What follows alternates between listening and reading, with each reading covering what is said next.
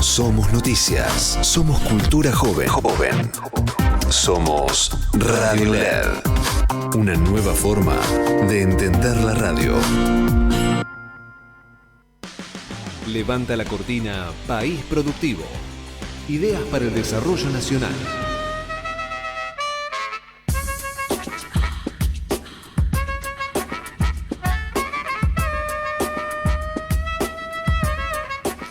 Hola, hola, muy buenas tardes, bienvenidos y bienvenidas a País Productivo. Y estoy escuchando cosas, voces. ¿Qué pasa? Aldo Lorrusso no se habrá olvidado de sacar el sonido, ¿no? En su celular. Muy buenas tardes, Aldo, ¿cómo estás? Yo no fui. No mientas. Malo celular. Justo salió el programa País Productivo. Yo te decía, le escucho a Orián por dos lados. No sé por dónde Es mucho. Sí. Ya por un lado es bastante. Sí. No. Además, bastante de voces extranjeras, de extranjeros en general. Sí. Yo estoy acá por ahora. Estamos poniendo orden y disciplina en contra de nuestra Constitución, del preámbulo. Que hay que avisar que el preámbulo es parte de la Constitución. ¿Viste? Dice Sí. todos los habitantes. Se ve que no están leyendo para hacer estos decretos. DNU, ¿no? Esta carta. Aparte era muy necesario y urgente. Muy urgente. Muy urgente. Muy urgente Sí. porque pasaron, ¿qué? Al menos 15 días desde que terminó, no sé si 15, 2 semanas más o menos, ¿Qué terminó desde qué? la llamada campaña anti-Argentina. anti-Argentina. Yo creo que tiene que ver con eso, ¿no? Me dijeron no hables mal del presidente, en todo caso. No, Eso me dijeron. No, y todos podemos ser extranjeros también, ¿eh? Porque, por ejemplo, mi apellido no es originario de acá. Vos, medio sospechoso lo Sí, tuyo. sí, porque Aldo Lorrusso. Muy sospechoso lo muy tuyo. italiano del sur, de Nápoles. Muy napoletano. Este gobierno es así. Le gusta la pose.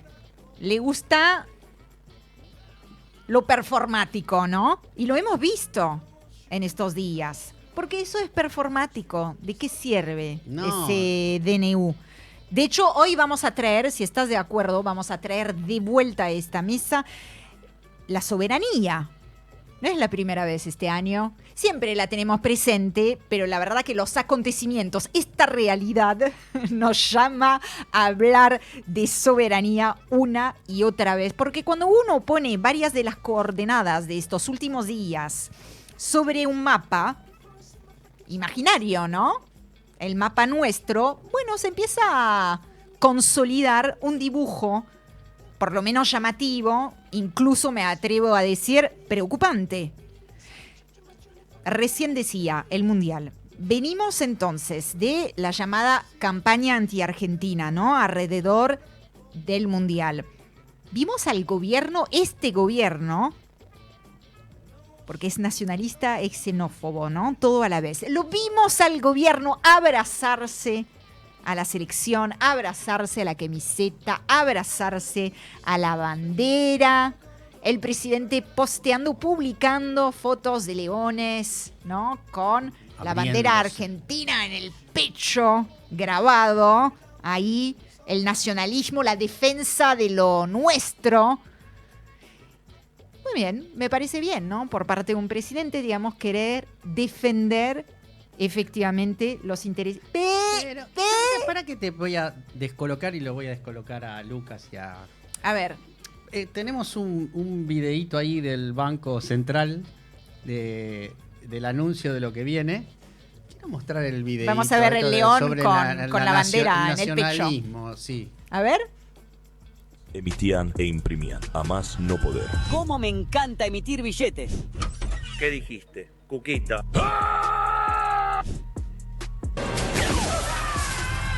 ¡Déjame emitir, por favor!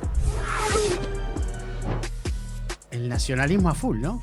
Ahora con la renovación de la Carta Orgánica no van a poder imprimir más. Cuquita. Cuquita, mira. Cuquita. Yo digo, no sabe que había héroes nacionales, porque ponele que sea cierto lo de la nueva emisión. Luego lo podría haber hecho con Paturuzú, disfrazarse de Paturuzú, que es un...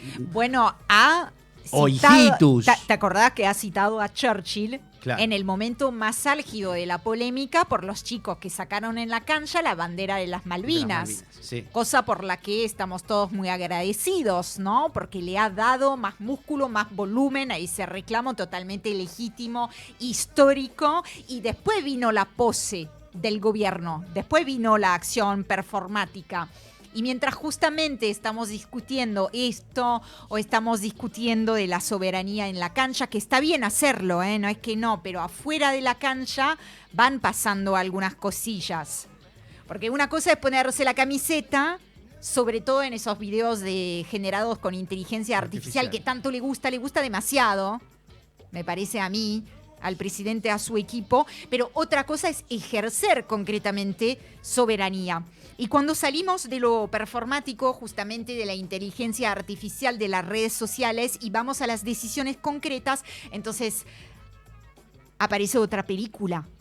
Aparece, y de esto hablamos todas las semanas, el desmantelamiento de las capacidades estatales, ¿no? De organismo, de conocimiento, de herramientas construidas durante décadas. Aparece la destrucción de empresas y de industrias. Estamos directamente más allá de saber si hablar o no de un industricidio. Ya está establecido que es un industricidio. ¿Te acordás que en un primer momento queríamos medir qué palabra utilizar para qué diagnóstico? Ya estamos más allá de elegir palabras. ¿Qué más aparece en esa película de la realidad, no la que se arma el gobierno? Bueno, grandes excepciones impositivas como RIGI, que por un lado sabemos, lo hemos hablado, lo hemos complejizado.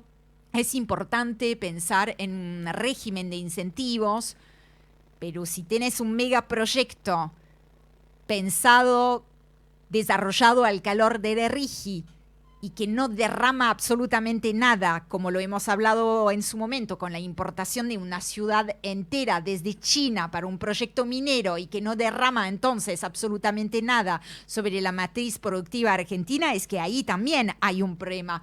También en esa película apareció la titular del Fondo Monetario Internacional, en Vaca Muerta, con el mameluco, que es toda es una imagen de época realmente. Sí.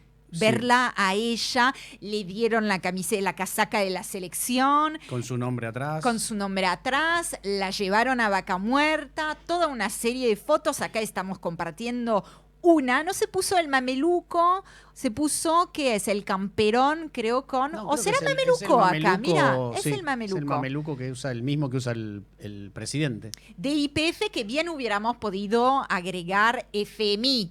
Claro. ¿No? Compañía. Vino a garantizarse el recurso. Para mí que, claro, viste cuando le decís yo tengo, te garantizo, si no te puedo pagar, te entrego este oro negro que tenemos ahí lejos. Ella dijo, ya hace tiempo que me venís diciendo. Igual viste que también dijo, sí, está bien, todo bien, pero no hay más plata. O sea, ya te di todo lo que te tenía que dar. Que es bastante. Bastante nos dio. 34% creo que del total que tiene prestado el Fondo Monetario está prestado a Argentina. Acá está este país, hermoso país, y tenemos efectivamente a la titular del FMI. Son imágenes, pero son imágenes que hablan de algo muy en serio. Yo le pongo más coordenadas en este mapa, brevemente, porque si no, no arrancamos más, pero aparece también en ese mapa de coordenadas de estos últimos días una empresa británico-israelí avanzando en un proyecto de explotación de petróleo en la zona de las Islas Malvinas, petróleo que no es de ellos, es de la Argentina. Y una reacción tibia, protocolar. Del gobierno. Apenitas protocolar, en la realidad. Quejándose por el y también por el barco que zarpó y cruzó aguas territoriales argentinas. Poco y nada. Que es prácticamente en otras partes del mundo es una declaración de guerra, ¿no? En lugares de conflicto. Totalmente. Pero Pero el hombre araña nos va a salvar. El hombre araña nos va a salvar. Nos va a salvar, por ejemplo, de la entrega sistemática de recursos estratégicos y naturales, que es otra de las coordenadas que podemos poner en ese mapa. Pienso ley de glaciares, pienso ley de manejo del fuego. Y ahí justo aparece un proyecto que busca desarmar los límites de la extranjerización de las tierras. Y esto es justamente lo que vamos a hablar hoy. Pero primero lo queríamos ubicar en un universo de coordenadas que hablan de una soberanía en jaque o que busca el gobierno poner en jaque. Vamos a tener una entrevista sobre esta temática en particular para entender qué está en juego. El 6 de agosto se va a votar en el Senado, va a haber también movilización en la calle, porque esto ha tomado volumen. No sé, de hecho, si no ha tomado volumen un poco empujado por esto que hemos visto en el Mundial, en la cancha, la bandera de las Malvinas, ¿no? Los pibes reivindicando eso que nadie creía iban a reivindicar, seamos sinceros, y sucedió. Nos sorprendió a todos. Y estuvo hermoso y me parece que levantó una compuerta y no sé si esa ola no es la que ayudó a darle más músculo a un tema que viene preocupando a mucha gente desde hace mucho tiempo, pero que ahora se ha metido en los intersticios, en la sociedad, que ha generado reacciones por parte de sectores incluso ajenos a lo que es digitar una política pública o digitar leyes, artistas, la iglesia, pensando siempre en la cuestión de la soberanía. Además de esto, vamos a estar poniendo el ojo, si tenemos tiempo, en lo que sucedió en Brasil, el papelón de Javier Milei en Brasil, insultando a un presidente en funciones que es Lula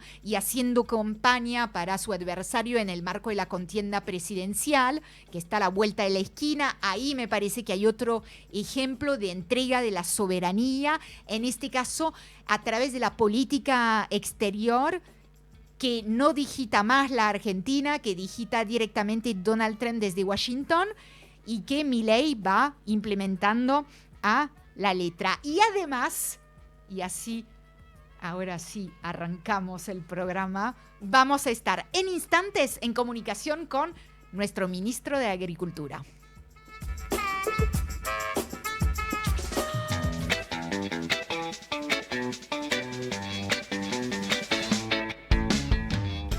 El grupo GR anunció la adquisición del semillero argentino ASIAC, fortaleciendo su programa de soja no transgénica en el país. La operación incorpora variedades registradas en INASE y potencial desarrollo de genética nacional con nuevas inversiones en investigación e infraestructura. Así, la compañía reafirma su apuesta por la innovación y la producción de soja de alto valor agregado. País productivo. Hecho en Argentina.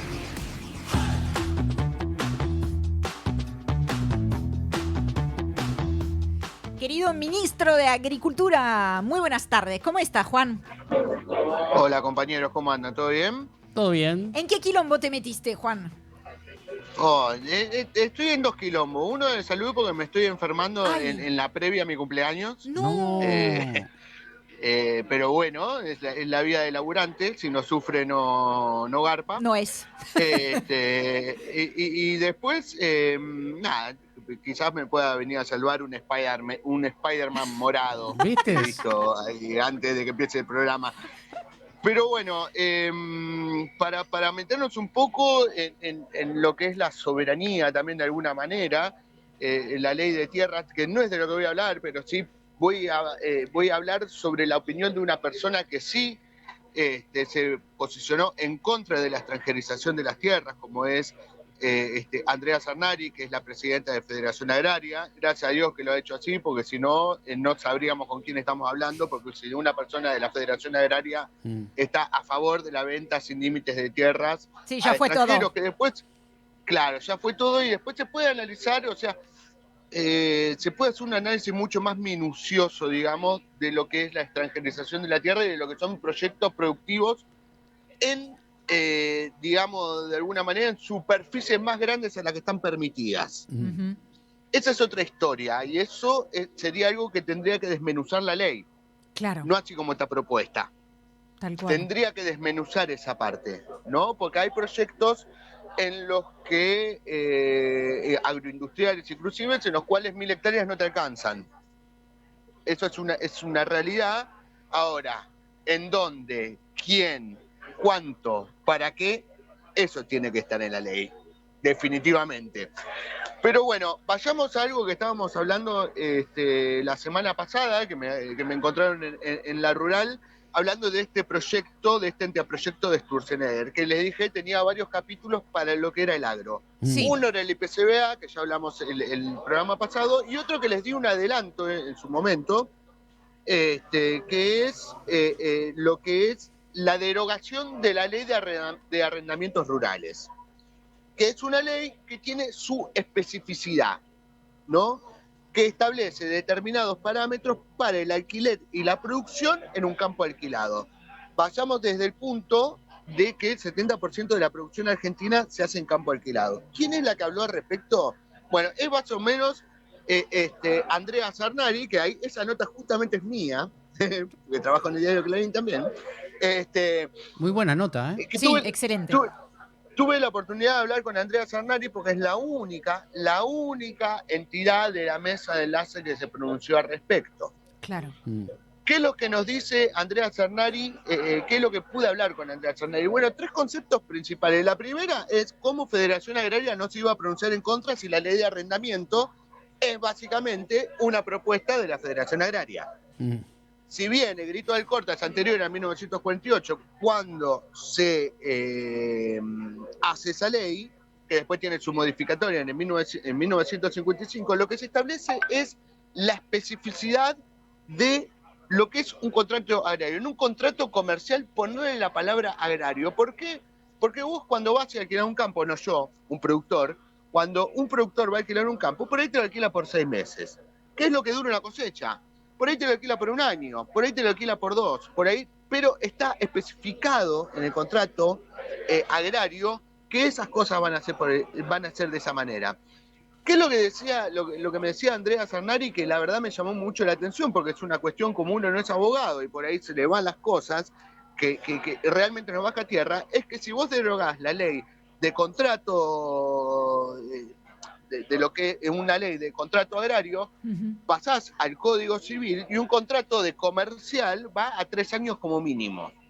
Claro. 3 años, no respeta los ciclos biológicos, o sea, al menos que vayas a hacer ganadería y tengas mucha confianza con la persona que se lo estás alquilando. Si vos haces soja, haces trigo, haces maíz, no te sirve. ¿Por qué? Porque si a vos te obligan a pagar durante 3 años, ese contrato se hace en quintales, esto no es un precio fijo, ¿eh? ¿Cuánto vale el quintal de soja? Tanto. Bueno, este campo vale 20 quintales de soja por hectárea. Tengo una producción de 30 quintales, 20 son para mí, para el propietario, y 10 son para el productor. Entonces, lo que le da ese contrato es la especificidad, que es una palabra que me repitió 20 millones de veces y vale repetirla 20 millones de veces porque es lo que le da sentido a un contrato de alquiler agrario. Claro. Es lo que le da el sentido. Otras especificaciones que tiene es qué vas a hacer con la tierra, cómo vas a tratar la tierra, cómo vas a tratar mi infraestructura. O sea, no podés llevar a lo civil algo que tiene tanta especificidad en su haber, digamos, ¿no? Porque es un laburo, o sea, no sé algo como es el contrato de una fábrica, para alquilar una instalación de una fábrica. Sé que se hace, inclusive las fábricas lácteas que están abandonadas se están alquilando en este momento, las fábricas que están quebradas se están alquilando, pero los contratos generalmente son por 6 meses, 1 año como mucho. Más o menos se manejan eso. Después también está la parte de las aparcerías. Las aparcerías es cuando uno puede poner la tierra y el otro pone el ganado. Cuando vos alquilás un campo pero vas con 2 o 3 socios, en ese mismo contrato se define cómo te dividís el fruto, ¿no? Ya sea de vaca, de novillo, ya sea lo que sea. O sea, lo que le quita es la especificidad. Claro. Cuando se le quita la especificidad a una tarea tan específica, es cuando matás el alma de la ley y es cuando lo llevas a un ámbito al cual no corresponde. Eso es lo que decía Andrea Zarnari, que la gran frase célebre fue es retroceder 100 años. Entonces, otra de las preguntas que le he hecho es, bueno, a ver, ¿y hablaron con ellos? No tuvimos la oportunidad, todavía no se contactaron.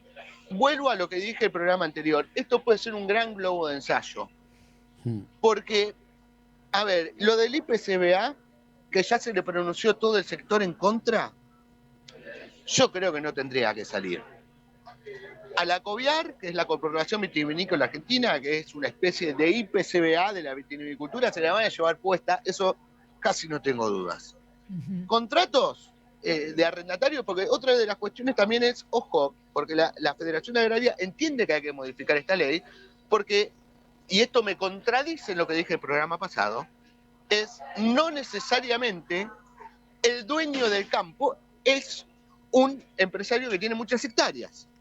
Claro. A veces los pequeños productores que por la escala no le da rendimiento, no le genera un beneficio económico producir su campo, por ahí se lo alquila a inquilinos que vienen y alquilan un montón de campos. Claro.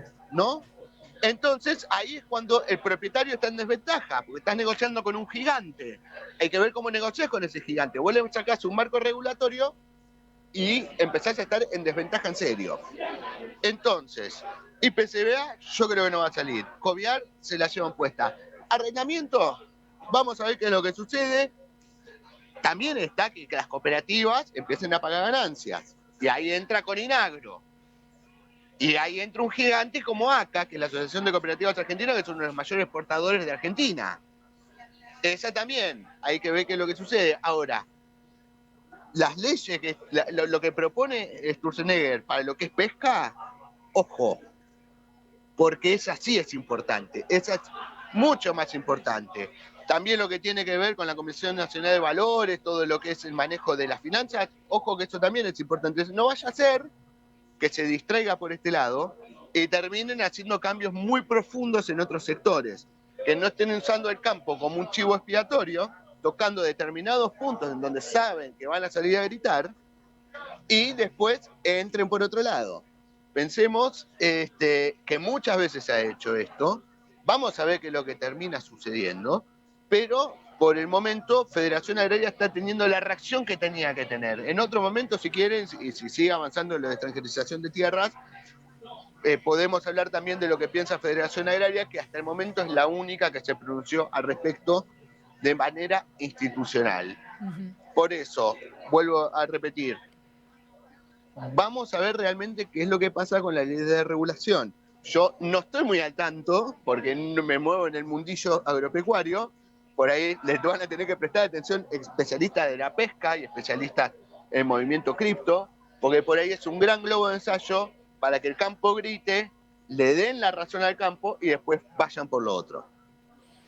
Juan, ya tenemos una cita para la próxima vez, el próximo jueves o el siguiente estaremos hablando entonces de cómo reacciona el sector ante la ley de tierras, porque esto me interesa mucho y justamente hoy vamos a tratar de empezar a ir más en detalle en lo que es el objetivo del gobierno con esa modificación de la ley de tierras.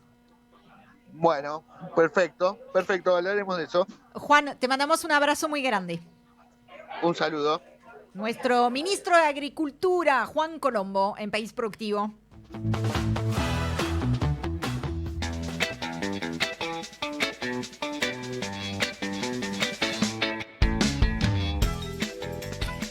DLS Archer brinda servicios de perforación y workover en Vaca Muerta y recientemente fue adjudicada con un contrato estratégico de YPF.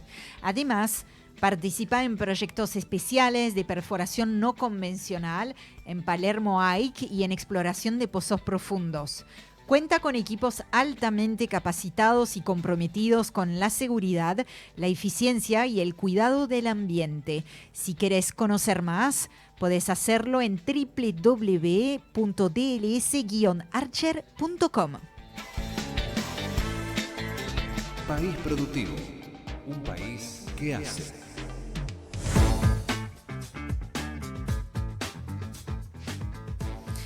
Con el argumento de defender la propiedad privada y atraer inversiones, el gobierno busca desmantelar la ley de tierras aprobada en 2011. Los Peter Thiel del mundo. Los magnates tecnológicos se frotan las manos, no son los únicos, pero ellos seguro esperan expectantes para repartirse la torta de los recursos estratégicos que tiene para ofrecer la Argentina, porque el proyecto, digámoslo desde ya, está diseñado para ellos, para los grandes capitales extranjeros, para habilitar una concentración sin límites de hectáreas en sus manos. Y quien habla de tierra, por supuesto, habla de mucho más que tierra. Habla de agua, habla de minerales, habla de alimentos, habla también de salud, de trabajo, de matriz productiva y, por supuesto, habla de soberanía. El tratamiento del proyecto en el Senado está anunciado para el próximo 6 de agosto.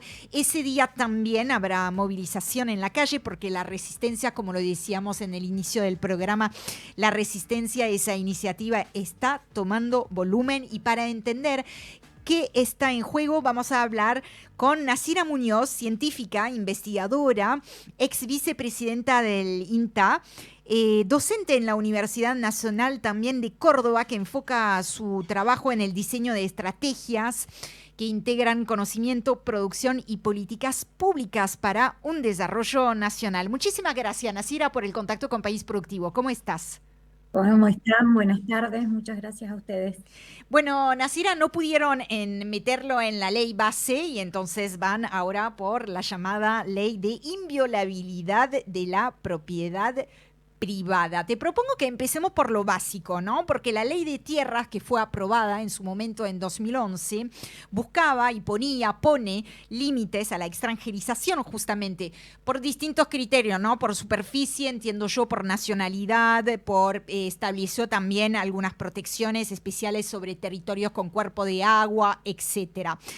Entonces, la pregunta básica, para que hablemos todos de lo mismo, es ¿qué buscaba proteger en ese momento la Argentina cuando estableció esos límites? ¿Y qué queda desprotegido si ahora se eliminan esos mismos diques de contención? Lo que buscaba proteger en el año 2011, cuando se pensó y se diseñó y se aprobó por amplia mayoría, era proteger el territorio argentino de la compra de tierras y de recursos por parte de capitales extranjeros, tal como relataste perfectamente bien. Esos eran los puntos que condicionaban la posibilidad de compra, la titularidad de los extranjeros. Hay un punto que es muy importante que se puso en marcha con esta ley y que tiene que ver con que permitió levantar un poco el velo societario de quienes compraban, ¿no? Quienes eran y prohibía que argentinos pudieran ser de testaferros, ¿no? Más allá de la nacionalidad de quienes compraran. Entonces la ley lo que permitía era regular, no era una ley prohibitiva, se podía vender, un extranjero podía comprar, pero con límites, con reglas, con normas, con reglas claras, como muchas veces nos gusta decir dentro del sector productivo. Y fue una ley muy exitosa, primero porque se aprobó por amplia mayoría. Y segundo porque no han habido inconvenientes más que cuando se detectó, porque esta fue otra cuestión fundamental que fue consecuencia de la implementación de esta ley, fue la de poder registrar, tener un registro nacional de tierras, ¿no? Uh-huh. Que es esto que nos permite hoy tener un mapa, poder identificar a nivel nacional, a nivel subnacional, qué nivel de extranjerización de tierra tiene cada distrito. Eso también fue producto de la implementación de esta ley. Entonces, pues, lo que hacía era regular simplemente, nada más ni nada menos que lo que tiene que hacer un Estado. Un Estado tiene que poder regular. Justamente utilizaste la palabra prohibitivo. Dijiste no es que prohibía, sino que enmarca. No prohíbe, enmarca. Escuche ese dato, me lo apunté porque me pareció muy relevante. Todavía con la ley tal cual es vigente, podrían extranjerizarse alrededor de 26 millones de hectáreas, sin modificar nada a lo que ya existe como marco normativo. Entonces, ¿Qué es lo que busca de verdad el gobierno, sabiendo que tiene tanto margen para que, si efectivamente fuera cierto el argumento de queremos inversiones, hay todavía para inversiones?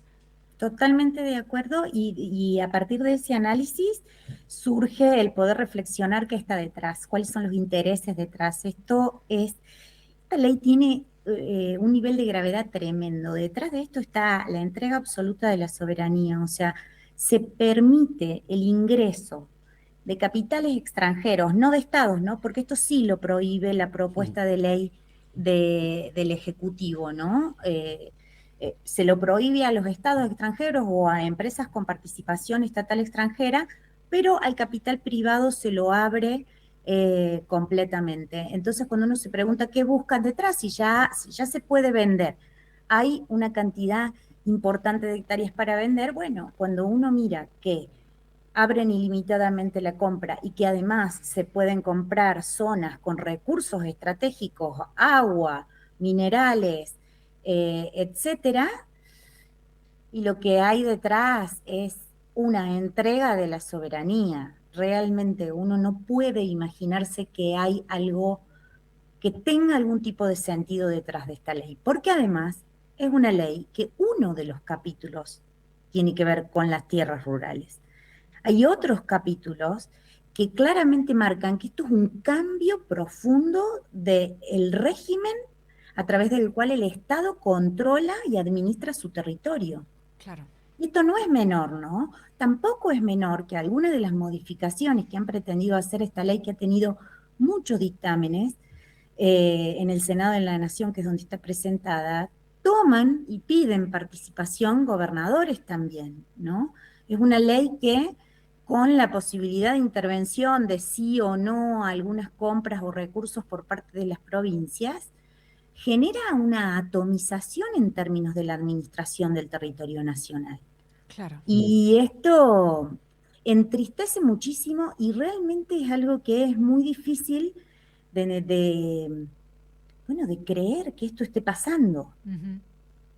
El alcance no somos conscientes y es sumamente fundamental y lo ha sido también el contexto en el que se dio el debate cuando se pasó al cuarto intermedio de la semana que viene, porque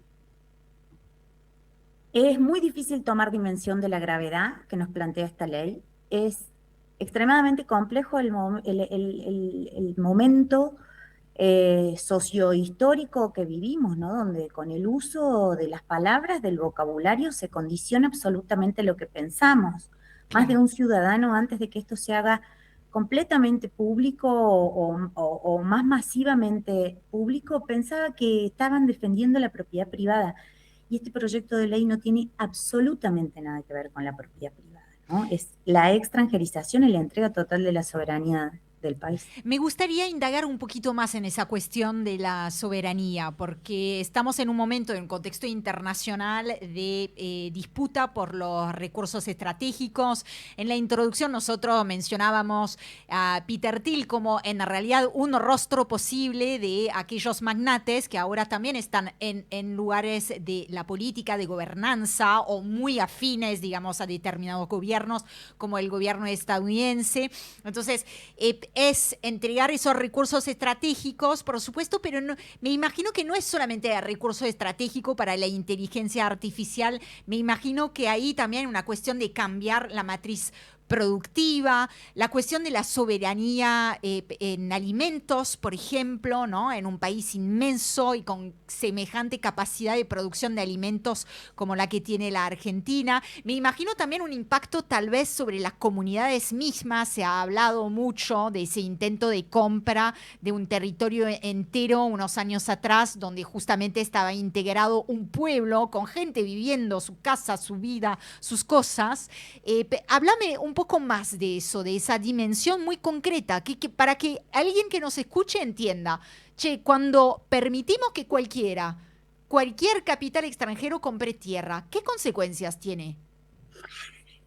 Una diversidad de consecuencias y en la misma diversidad de dimensiones que lo planteaste. Un Peter Thiel puede venir, y es lo que quieren, por supuesto, hacer grandes inversiones tecnológicas, donde ¿qué necesitan? Tierra y agua.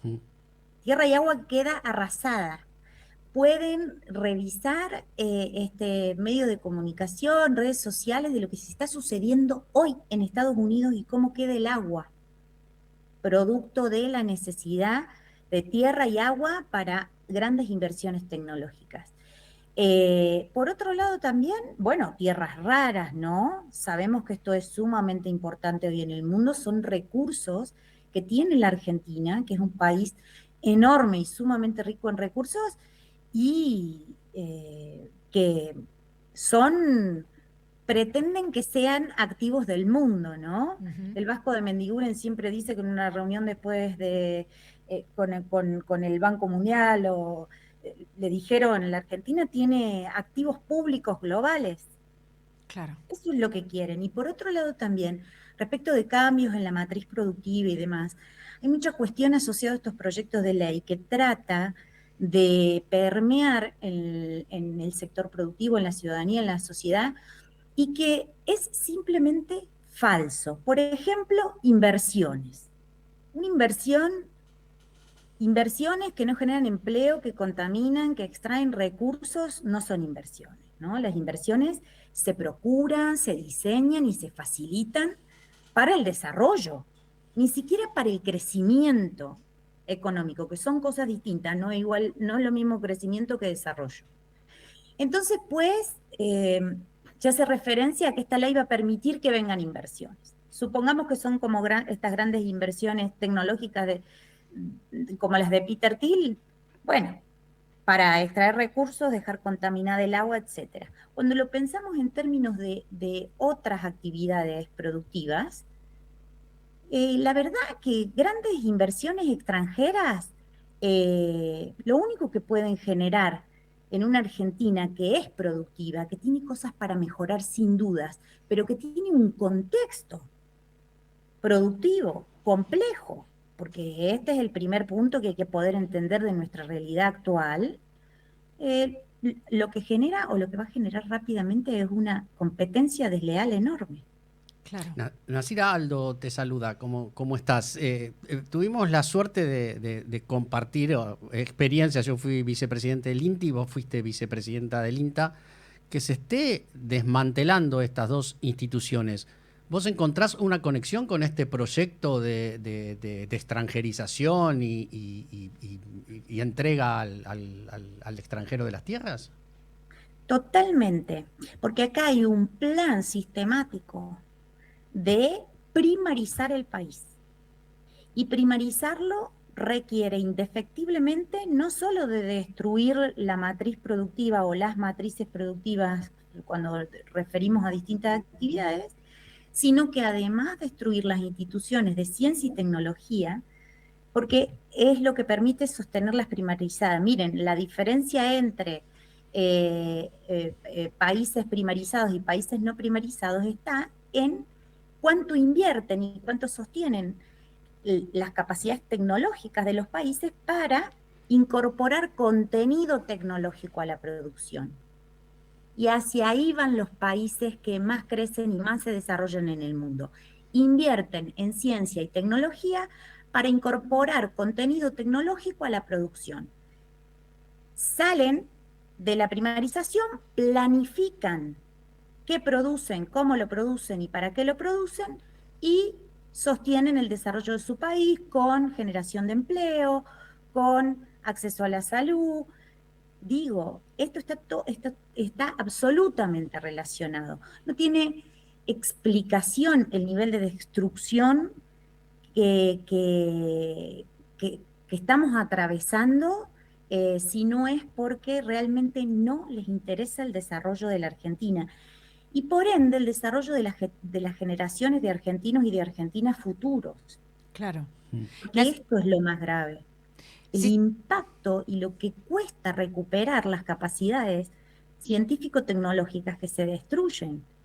Esto no somos del todo conscientes, ¿no? Hay mucha más conciencia hoy del impacto que tiene esto en la educación también, ¿no? Podemos hacer referencia a las universidades y a la investigación y a la ciencia dentro de las universidades, pero realmente es de un nivel de gravedad como lo muestran los números, pocas veces visto en la historia, ¿no? Estamos por debajo del PBI en ciencia y tecnología desde el retorno de la democracia.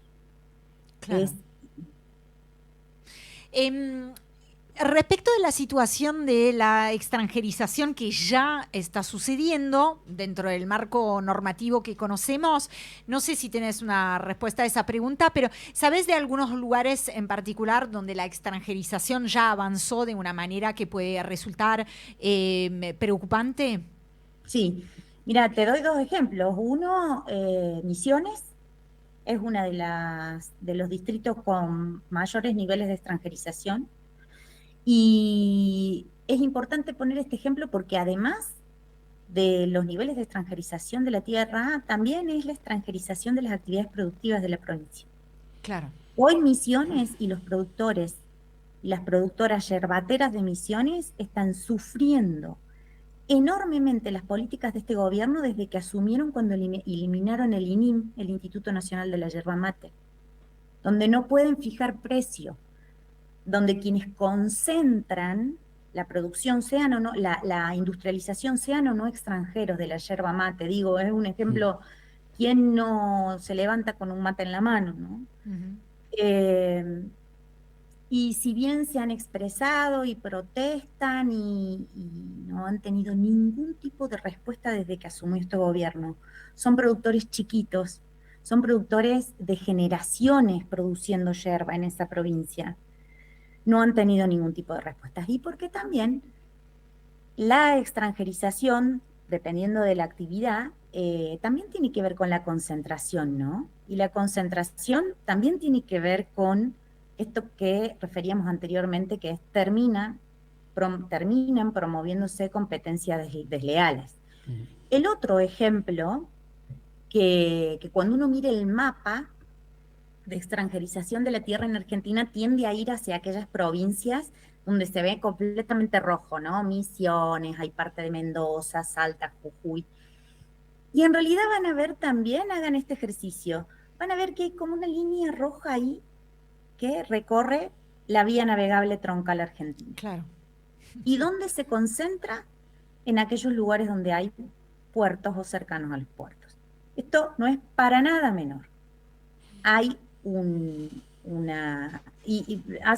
nosotros desde la Coalición Federal en Defensa de la Tierra hemos armado un informe respecto de esto, del nivel de extranjerización de nuestra vía navegable troncal, porque aparte 5 empresas concentran el 75% del transporte fluvial y marítimo de la producción en esa vía, ¿no? Claro. Esto no es menor. Y hace un par de días también el Observatorio de Tierra de la Facultad de Ciencias Económicas del CONICET amplió un poco la información para Entre Ríos, Corrientes y Misiones, si mal no recuerdo, ¿no? Para 3 provincias. Nosotros lo tenemos analizado, incluida la provincia de Santa Fe y la provincia de Buenos Aires. Y cuando uno analiza los distritos, aquellos distritos ribereños, los niveles de concentración son altísimos y nuestra vía navegable troncal es fundamental en términos de no solo el transporte, la logística, sino también la producción y la exportación.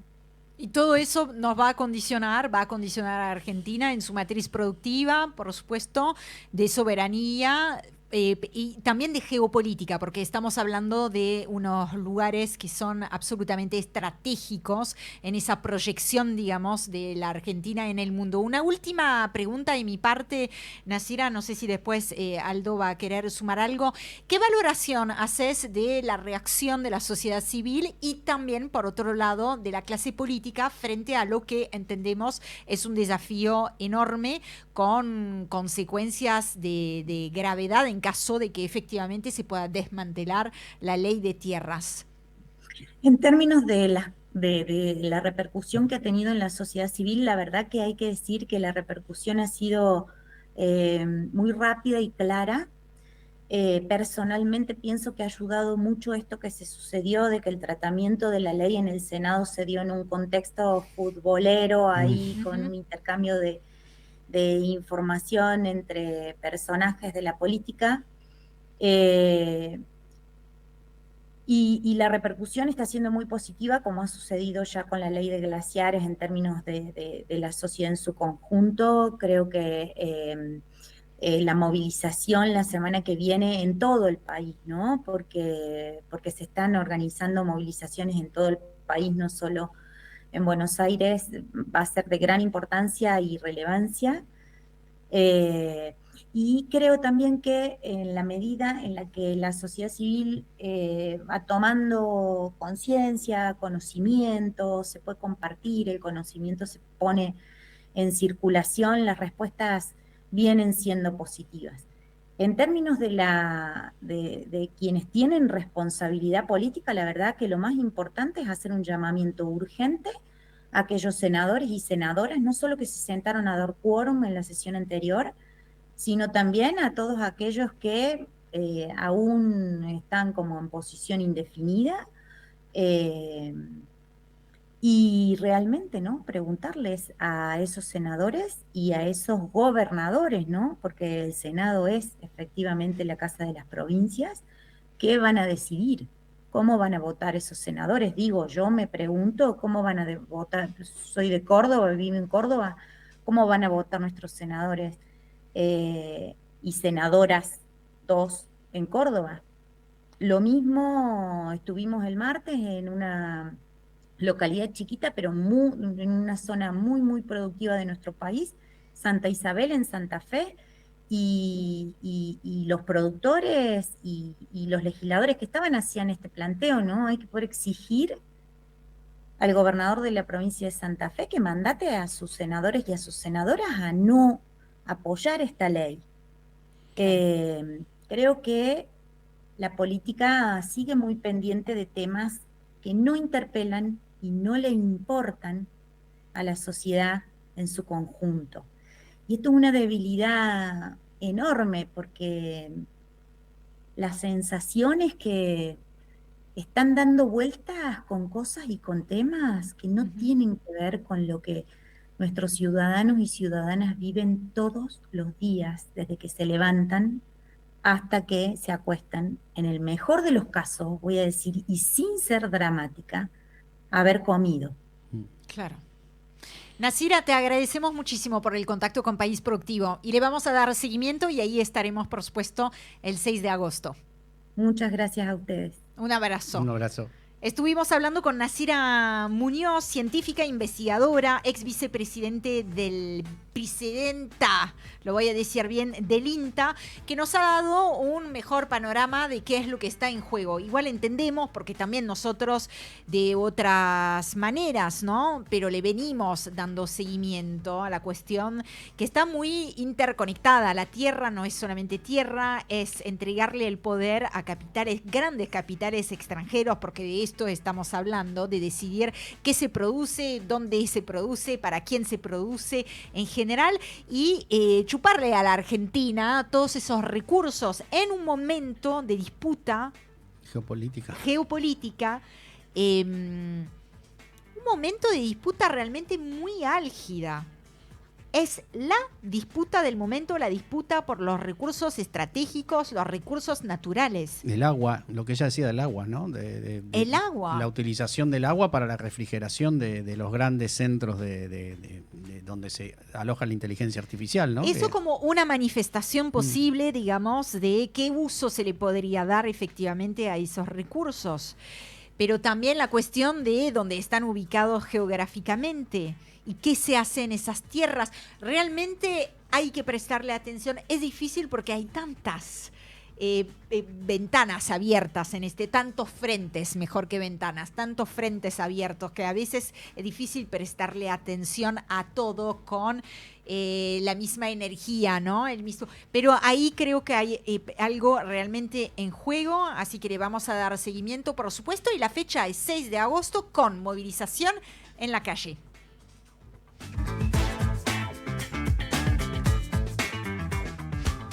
Los pies en la fábrica y la mirada en el país.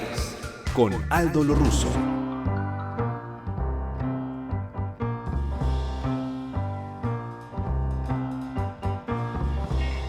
Bueno, seguimos hablando de soberanía. Hay también entrega de soberanía, me parece a mí. Nos quedan unos minutitos para charlarlo con calma, Aldo, en materia de política exterior, ¿no? Todo un éxito la política exterior del gobierno. El papelón de Javier Milei en Brasil.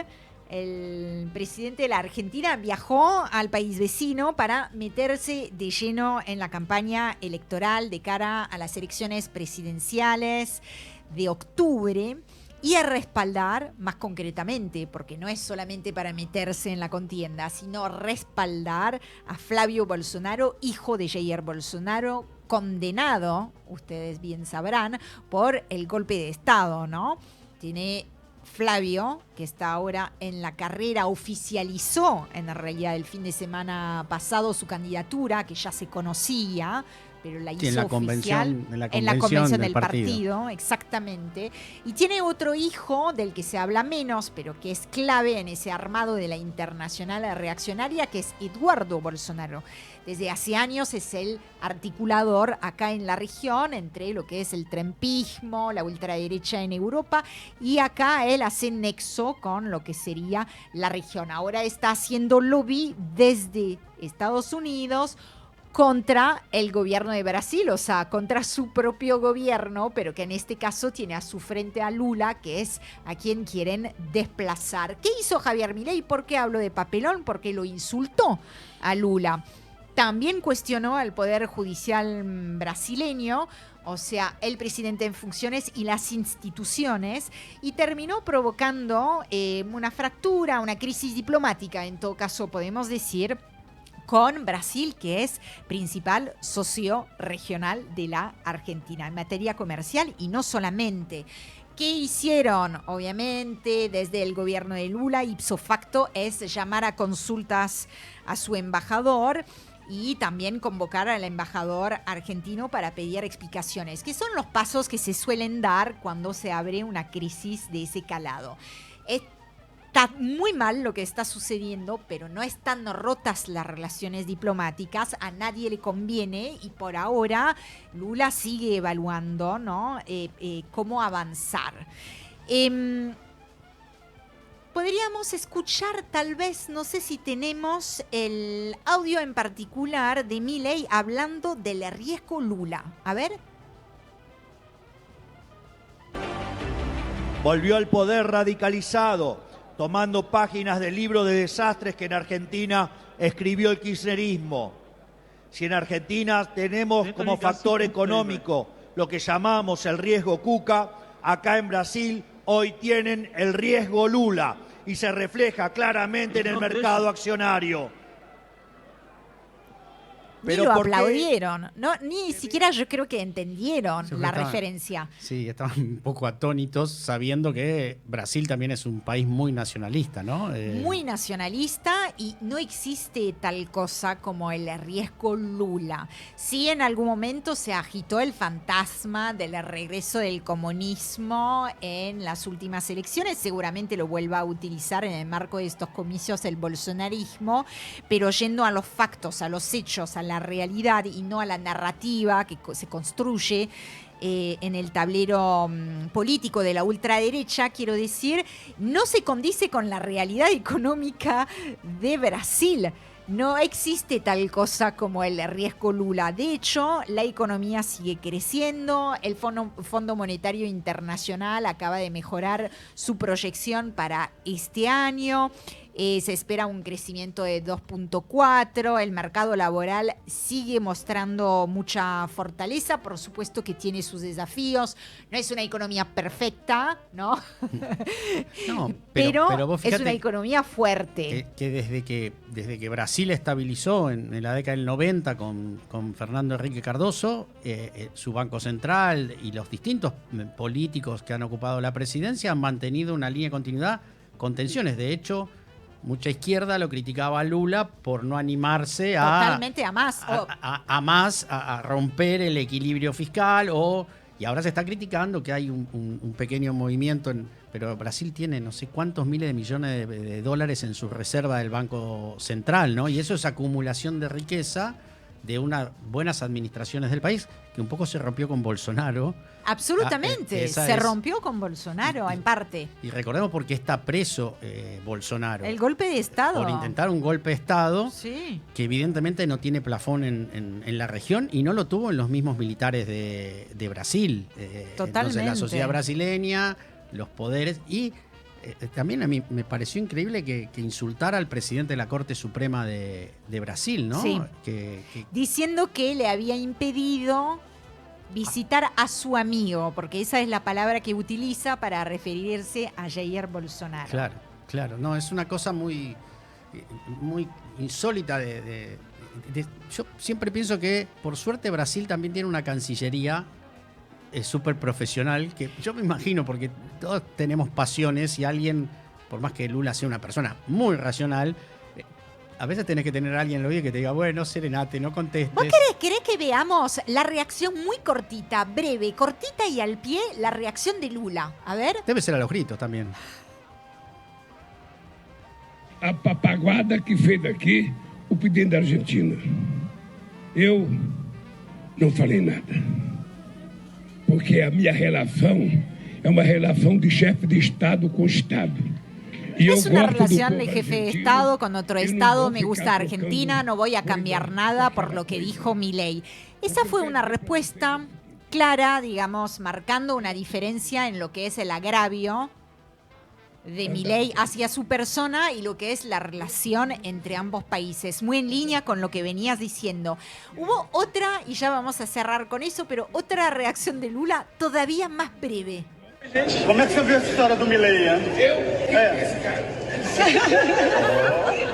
La prensa le pregunta efectivamente por las declaraciones muy altisonantes de Milei en el marco de esta convención que decíamos recién en apoyo a Flavio Bolsonaro, y simplemente Lula dijo, ¿quién es ese tipo? Me encanta la frase, ¿quién es ese cara? ¿Quién tipo, ¿no? ¿Quién es él? Está bien. Acá, desde esta mesa, la pregunta que nos hacemos no es lo importante, me parece a mí, no es qué piensa Milei de Lula. Es qué costó para darle un cierre a este programa que estuvo totalmente atravesado por la cuestión de la soberanía y los intereses de la nación, ¿no?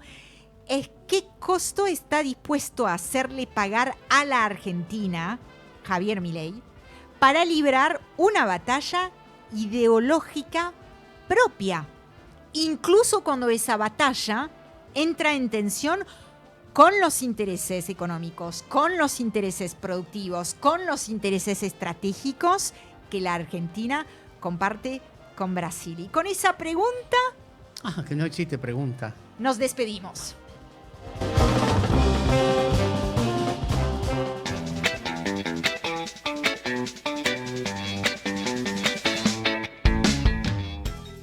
Si buscas un lugar para desconectarte de ruido y conectar con la naturaleza, Carmen de Arico te espera. Un destino donde la tranquilidad se siente en cada rincón, con paisajes que invitan al descanso y la aventura. Vení a disfrutar del aire puro, de la hospitalidad de su gente y de una experiencia única en el corazón de la provincia. Carmen de Arico, donde el tiempo se vive diferente. Te esperamos. País Productivo. Un país que hace. Ronda de agradecimientos para despedirnos. En la producción y coordinación de aire, Lucas Bo, que está haciendo un trabajazo de lujo. De a poquito se van a dar cuenta, como ahora tenemos audio, videos y cosas, y vuela. También agradecimiento para Nicolás Cabrera, que está en la puesta del aire y la operación audiovisual. Muchas gracias también a Juan Manuel Colombo, nuestro ministro de Agricultura, a Leandro Moral Fonsín, nuestro ministro de Economía y de Finanzas, a todos los que hacen posible este hermoso programa y proyecto, como Hernán Di Velo, que nos está seguramente escuchando porque no se pierde ni un programa, y por supuesto a vos, Aldo, gracias. ¿Cómo la pasaste? Muy bien, y a vos, Orián Cono. Y me quedo acá, ¿no? No, quédate, sí. Por ahora. Sí, siempre dentro de los parámetros de... No voy a hablar mal del No hablar presidente. mal de... Casi no dije nada. No del país, del presidente. El presidente, casi no dije No, nada. no. Ustedes no se olviden que estamos en todas las redes sociales, en Instagram, en Twitter, en Facebook, con este mismo nombre, País Productivo. Estamos también en YouTube. Allí tenemos nuestro canal con el nombre País Productivo, donde compartimos los recortes de los mejores momentos de este hermosísimo programa que nos encanta hacer todos los jueves en Radio LED a las 18, y nos volvemos a encontrar entonces el jueves de la semana que viene. Pórtense bien, chao. Somos radio en vivo. Somos podcast. Somos música. Somos noticias. Somos cultura joven. Somos Radio LED. Una nueva forma de entender la radio.